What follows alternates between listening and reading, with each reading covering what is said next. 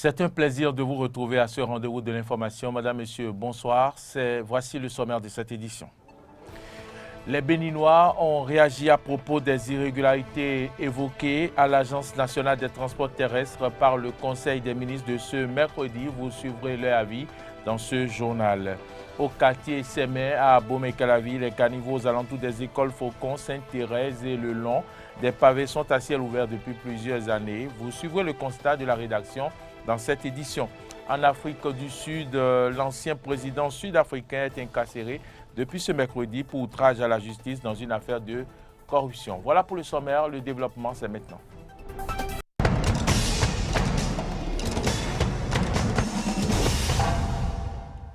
Bienvenue à toutes et à tous. Nous démarrons cette édition par cet atelier préparatoire à la revue annuelle 2020 des réformes politiques, projets et programmes communautaires de l'Union économique et monétaire ouest-africaine UMOA, auxquels prennent part des cadres de l'administration béninoise ce jeudi 8 juillet 2021 à Cotonou. Je vous invite à suivre ici le représentant du ministre d'État de l'économie et des finances, Tchabi Kassim Taba, et le représentant résident de la commission de l'UMOA, Yaovi Bachassi. L'ambition de cette année est d'amener le Bénin au premier rang en matière de taux de réalisation des réformes politiques, programmes et projets communautaires de l'UMOA. C'est pourquoi, en prélude à la revue annuelle de 2021, il est souhaitable de faire le point du niveau de mise en œuvre des recommandations de l'UMOA à l'endroit du Bénin et de procéder à des réglages en vue d'améliorer le score du Bénin lors de la revue proprement dite. Le présent atelier vise donc à évaluer le niveau d'avancement de la transposition et de la mise en œuvre des directives, règlements, décisions de l'UMOA pour lesquelles vos ministères respectifs sont impliqués. La revue annuelle permet de renforcer le suivi de la mise en œuvre des réformes, politiques, programmes et projets communautaires, ainsi que la concertation entre la commission de l'UMOA et ses États membres. Faciliter la mise en œuvre dans les délais prévus des réformes, politiques, programmes et projets communautaires, ainsi que la coordination des politiques sectorielles nationales dans le but de réaliser le schéma d'intégration régionale de l'Union. Favoriser l'harmonisation des législations nationales et leur conformité à la réglementation communautaire. Comme vous le savez déjà, l'atelier d'aujourd'hui, qui nous réunit donc ce matin, rentre dans le cadre des préparatifs de l'édition 2021 de la revue annuelle des réformes, politiques, programmes et projets communautaires. Auparavant, il sera sans doute nécessaire, au cours de cet exercice, de faire le bilan de l'édition de 2020, d'aborder les dispositions aussi nécessaires pour l'organisation, la tenue de la revue de 2021. Le fonds routier et la compagnie béninoise de navigation maritime Cobenam SA sont désormais dissous. C'est l'une des décisions issues du Conseil des ministres de ce mercredi 7 juillet 2021. Selon le gouvernement, le maintien du fonds routier ne se justifie plus car ses attributions fondamentales sont désormais dévolues à la Société des infrastructures routières du Bénin. Wilfried Houbedi, secrétaire général adjoint et porte-parole du gouvernement. Titre des mesures normatives. La dissolution du fonds routier et de la compagnie béninoise de navigation maritime Cobenam SA. Au titre des autres mesures normatives, ont été adoptés les décrets portant attribution d'une licence d'établissement et d'exploitation d'un réseau de communication électronique mobile à la Société béninoise d'infrastructures numériques SBIN SA. Nomination de membres du conseil d'administration de l'Agence béninoise de gestion intégrée des espaces frontaliers, nomination de membres et du président du conseil d'administration de l'Agence béninoise d'électrification rurale et de maîtrise d'énergie à Berne. Au point des communications, nous avons en un la réalisation d'une mission de maîtrise d'œuvre partielle dans le cadre de l'aménagement de 12 000 hectares de sites hydro-agricoles.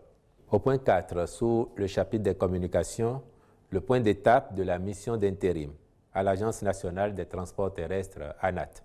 Le rapport soumis au Conseil renseigne que la mission du directeur général intérimaire se déroule comme prévu. Par ailleurs, un audit réalisé sur la période de 2016 à 2020 a fait ressortir de graves irrégularités. Les défaillances relevées portent aussi bien sur l'organisation générale de l'agence, caractérisée par un cadre réglementaire inadéquat, l'insuffisance du personnel technique, la pléthore d'agents d'exécution, la prépondérance des traitements manuels de données, ainsi que le défaut de protection de celles-ci ou de l'intégrité du système informatique. Un tel contexte a favorisé, au cours de la période sous-revue, des manques à gagner estimés à 13,6 milliards de francs CFA, dont 1,3 milliard de francs CFA concernant des décaissements relatifs à des marchés irrégulièrement passés, 191 millions de francs CFA s'agissant de paiements pour des actes anormaux de gestion et 12,1 milliards de francs CFA au titre de présomption de fraude dans le cadre de la gestion des opérations d'immatriculation. Les dites présomptions sont notamment relatives à des cas de véhicules non dédouanés qui ont été immatriculés, soit 2646 véhicules au total, représentant un préjudice financier d'environ 7,9 milliards de francs CFA, ainsi que des dossiers d'immatriculation dont les quittances de paiement n'ont pu être fournies. Y figurent aussi des cas d'usage non élucidés d'intrants d'immatriculation acquis par l'agence au cours de la même période. Le rapport révèle également l'adoption irrégulière d'une convention collective accordant des avantages exorbitants au profit des agents.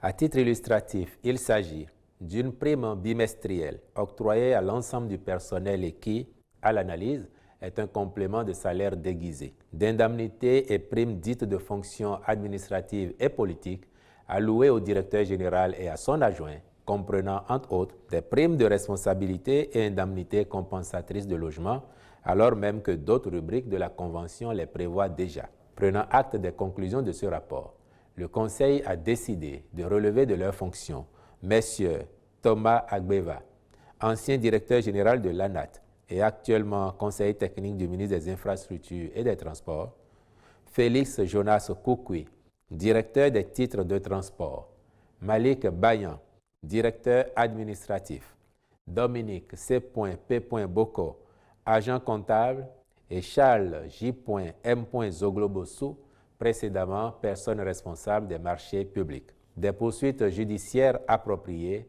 seront également engagées à leur encontre. Le Conseil a, en outre, ordonné la transmission au ministre de la Justice et de la Législation, ainsi qu'au directeur général des douanes, aux fins de poursuite, de la liste des propriétaires des 2646 véhicules illégalement immatriculés sans paiement des droits de douane. Les irrégularités évoquées à l'Agence nationale des transports terrestres par le Conseil des ministres ont fait réagir certains citoyens béninois qui expriment ici leur désolation et demandent au gouvernement d'aller jusqu'au bout. Ils sont au micro de Aristide Setti et Fiacre Voitan. J'ai tout de suite tiqué quand j'ai appris là. Je dis, mais je me suis demandé, mais il y a encore des malversations comme ça dans ce pays avec la rupture. J'ai été très étonné. Bon, je crois que les mises en cause seront jugées et mises en prison, c'est tout. Parce que cette somme, elle est énorme. Elle peut servir à quelque chose.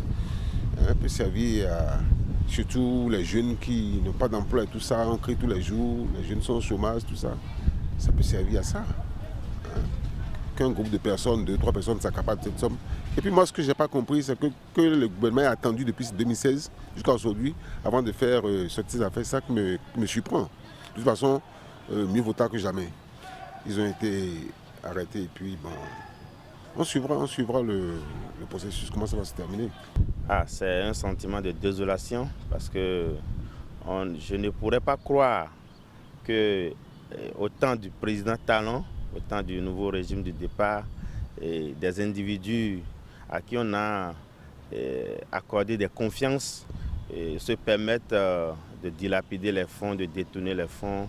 Et ça fait mal parce que je crois que le président de la République croyait lui aussi en ces personnes qui peuvent changer avec lui le pays, mais c'est de la désolation totale. C'est très malheureux dans un pays où rien ne va, où rien ne bouge, et tout le monde souffre. Et certains ils se réunissent et puis ils dilapident 13 milliards, donc c'est malheureux. Donc le pouvoir en place doit gérer ça, le pouvoir en place doit veiller au grain pour que ces gens-là soient arrêtés. Vraiment, c'est déplorable. Les vrais tueurs de ce pays sont nos cadres. Et je pense que le gouvernement doit taper fort. Parce que nous savons qu'il y a déjà des instruments qui sont mis en place pour pouvoir sanctionner les prédateurs de l'économie. Donc dans cette lancée que le gouvernement s'est lancé, je voudrais qu'ils aillent au bout et que les vrais fossoyeurs soient tapés fort, quel que soit leur bord politique. L'abstention des élus conseillers du bloc républicain d'Abomey-Calavi lors du vote du deuxième collectif budgétaire gestion 2021 de leur commune est toujours au cœur des débats après la sortie ce mardi 6 juillet de leur collectif pour expliquer les raisons de leur vote. Les populations apprécient l'opportunité de cette démarche. Je vous invite à les suivre. Aujourd'hui, nous avons un président qui a déclaré la nouvelle mandature hautement sociale. Et je pense que le maire s'inscrit dans cette dynamique en remontant, n'est-ce pas, le budget lié et allant dans le sens de la distribution des kits scolaires aux apprenants sous sa tutelle. Et je pense que c'est dans cet ordre d'idée que le maire a bien voulu augmenter ce budget. J'aurais souhaité que les distingués, les conseillers, n'est-ce pas, attendre le maire à la fin de l'exercice des 150 millions, puisse lui demander le compte. Comment est-ce que ces 150 millions-là sont gérés? C'est au temps du maire Bada qu'il y a eu l'avènement du fait foncier. Et le maire, l'actuel maire est venu voir ça. Et c'est une prestation et qu'il est venu voir. Je pense que si les conseillers pensent que les clauses qui sont dans ce contrat n'avantage pas la mairie, il faut aller à une table de négociation et comprendre les tenants et les aboutissants. Le point lié au cimetière, là également, c'est également une prestation. Il faut aller voir les contrats de base. Dans leur démarche, nous avions compris qu'ils étaient dans une démarche d'aider le maire de la commune d'Abomey-Calavi à suivre la droiture. Et quand on prend par exemple le système de fer foncier, dans la commune d'Abomey-Calavi, c'est un système que nous avions tous déploré parce que nous, citoyens, ne savons pas de façon claire à quoi sert ce système. Quand nous prenons par exemple les kits scolaires qu'on distribue aux élèves dits démunis et excellents, voyant un peu la qualité des kits distribués, que nous connaissons les chiffres, comment on peut porter cela à 150 millions? Et c'est une nouvelle ligne budgétaire qui a été créée.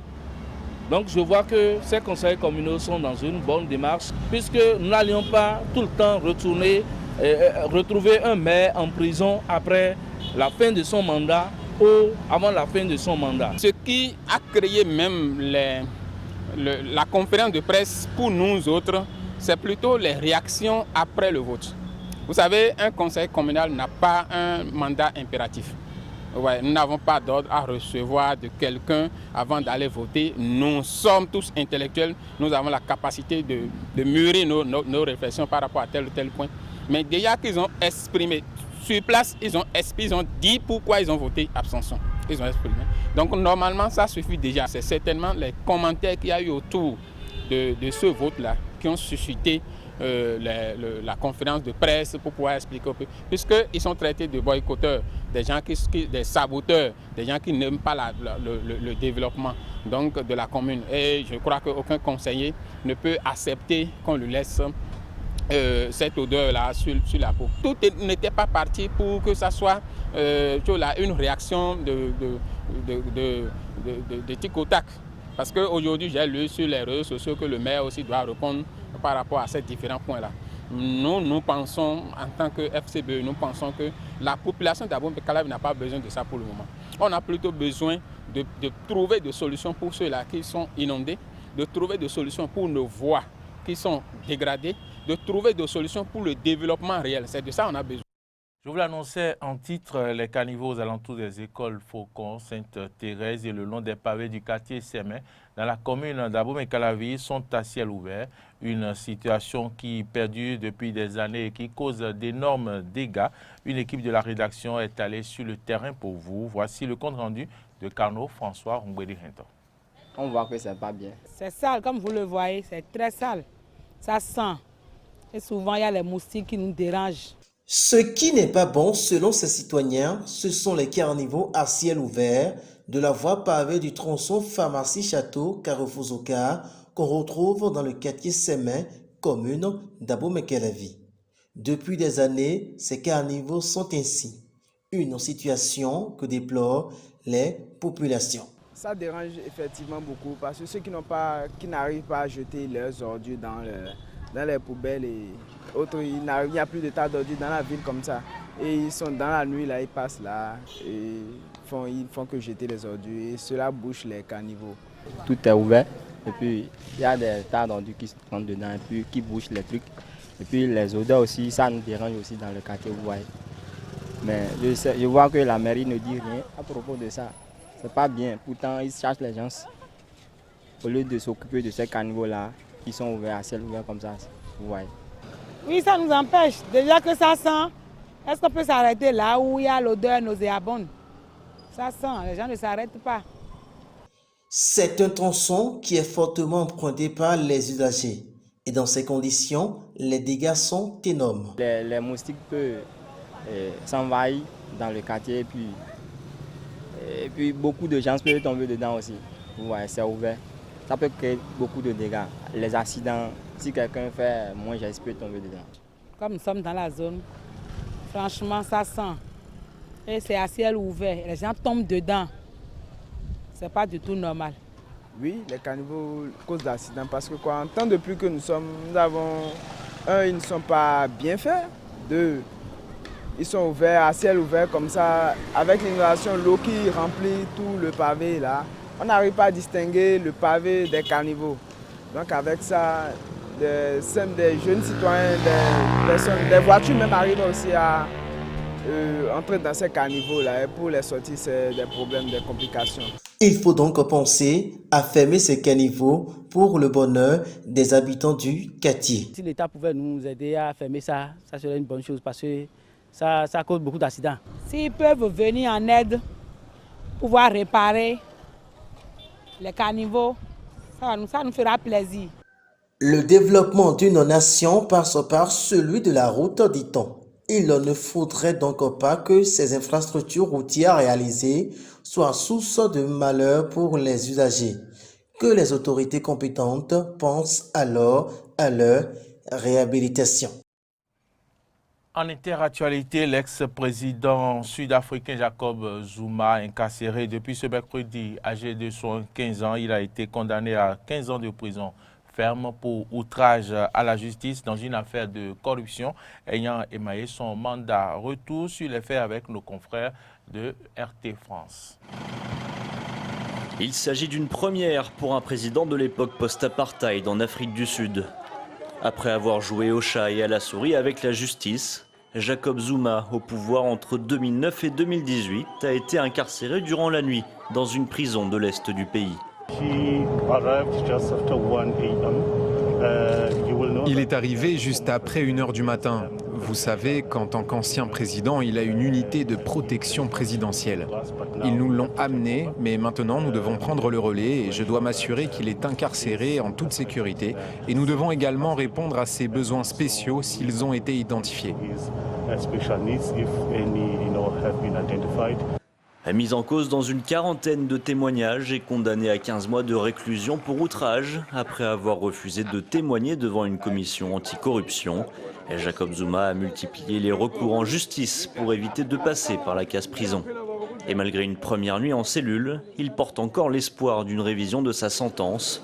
Une nouvelle audience aura lieu en ce sens le 12 juillet. Alors qu'il a déjà passé une décennie derrière les barreaux aux côtés de Nelson Mandela, l'homme âgé de 79 ans, dépeint comme étant capable du meilleur comme du pire, déclarait il y a quelques jours ne pas être effrayé à l'idée de retourner en prison. Je n'ai pas peur d'aller en prison pour mes convictions. Je ne demande pas la sympathie, mais la justice. Mon âge, mon état de santé et toute autre circonstance atténuante n'ont pas été prises en compte. Figure de la lutte anti-apartheid, ce combattant pour la liberté conserve une cote de popularité non négligeable dans son pays.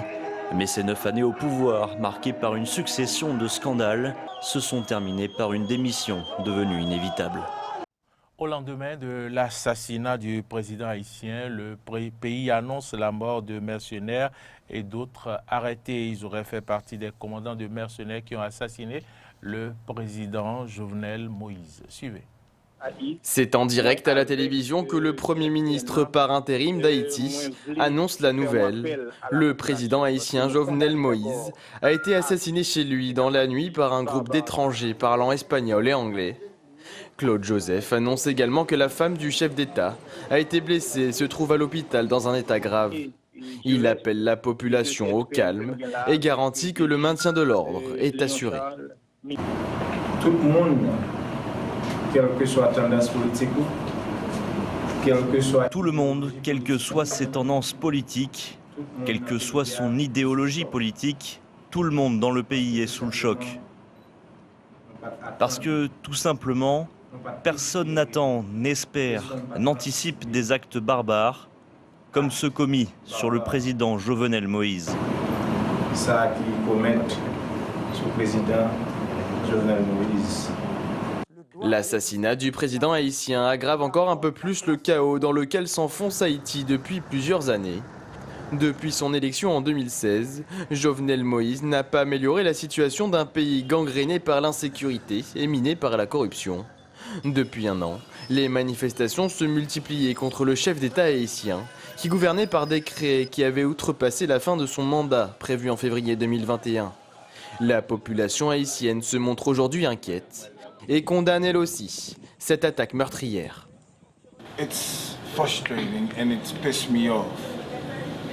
C'est frustrant et ça m'énerve de voir des coups de feu dans l'endroit où je vis.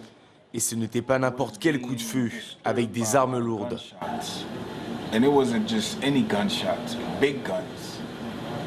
Pour calmer la colère d'une population impactée par les pénuries et une pauvreté galopante, le dirigeant aura nommé pas loin de 7 premiers ministres. Le dernier en date n'aurait même pas eu le temps de prendre ses fonctions.